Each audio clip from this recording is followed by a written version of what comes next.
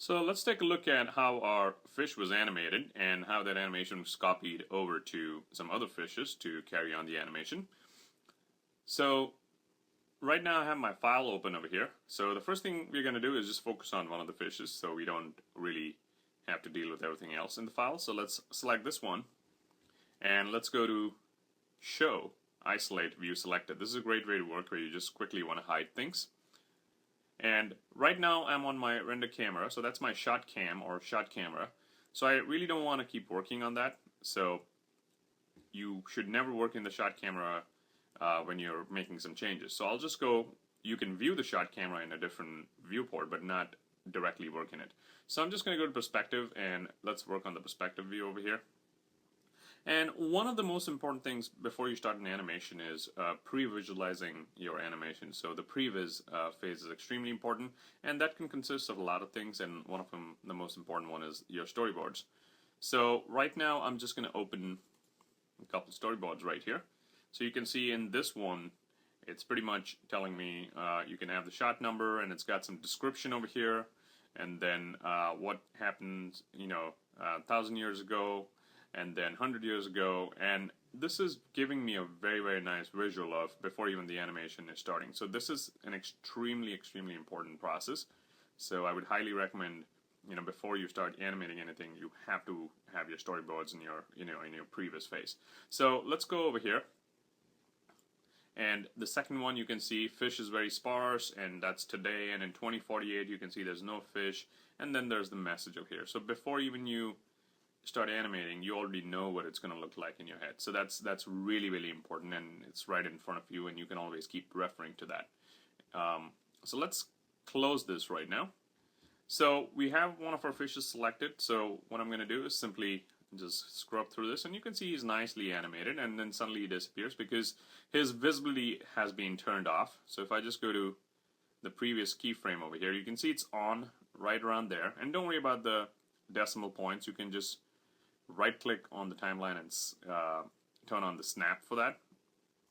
So right now you can see that it's on over here, the visibility that's been animated, and then it's been turned off. So right now what we're going to do is we're just going to focus on this and see how we can generate some more fish, or add some more fish to our scene, or at least one more to our scene right now. So let's go to, there's a lot of different ways to do this actually. So you can simply duplicate, and you can go to edit duplicate or control D as a hotkey. Some people would like to use the duplicate special command with the duplicate input graph selected. By default that's not selected. Some people would like to do it that way. It's really a lot of different methods you can use. So let's go to Window, Animation Editors, and Graph Editor. And you can see it's got some very nice animation, a lot of keyframes over here. And the one thing that was happening in this file was, if you go to View, Infinity Curves, you can turn on the infinity over here. You can see there's these infinity curves right here before the keyframe, the first keyframe, and after the last keyframe, right over here. So that's before and after. So what that gives the illusion is the fish is already animating. So you can see right there. And even if I wanted to go, and if it was not hidden, it would still keep animating. So also, if I go to, after turning on the View Infinity, if you go to View, Curves, Pre-Infinity, Cycle was turned on, and Post-Infinity, Cycle was turned on to keep cycling that animation. So we'll see another example of this. So right now what I'm going to do is simply copy this, so Control D, and I'm just going to move this fish right over here. And like I said, there's lots of different ways to do this, but in this case I'm going to use this approach. So let's take this fish and let's select all the keys. I'm holding down Shift to select all the keys. Right click, copy, and I'm going to go to this one and simply go somewhere over here and right click, paste.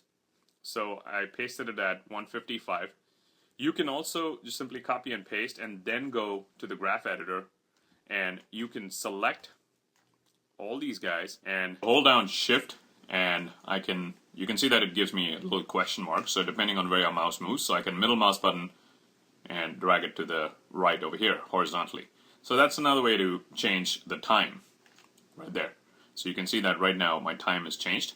And I'm just going to undo that quickly right now because we already have the fish pasted at 155. So let's just go and see our fish over here. So you can see that the first fish over here that we copied from is nicely animated even before it reaches the keyframe and then it starts. But this one, the one I copied, starts only at its frame it's supposed to start, which was 155. So then what we can do is we can just select this. With it selected, we can just go back, and the only thing we have to do is view infinity curves, which is already turned on, and I can say curves pre-infinity cycle, so it even before the keyframe it's animating, and post-infinity cycle. So right now, if I just scrub through this, you can see that it's nicely playing and also following the other fish.